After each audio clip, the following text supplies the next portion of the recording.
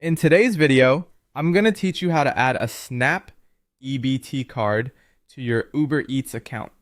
To get started, open Google Chrome on your computer and go to ubereats.com. Once the site loads, make sure you're signed into the Uber Eats account where you want to add your payment method. If you're not already logged in, go ahead and sign in first so you can access your account settings without interruption. After you're on the Uber Eats homepage and signed in, look for your profile menu. This is usually found near the top area of the page. Click on your profile menu, then navigate to the wallet or payment section.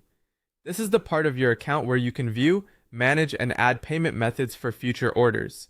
Take a moment to make sure you're in the correct section before moving on, since account menus can sometimes look slightly different depending on updates to the website. Once you're in the wallet or payment area, click Add Payment Method. This will open the list of payment options currently available for your account. Here, you'll choose the option for Snap EBT. Keep in mind that this option is only available in qualifying areas and with eligible grocery stores, so if you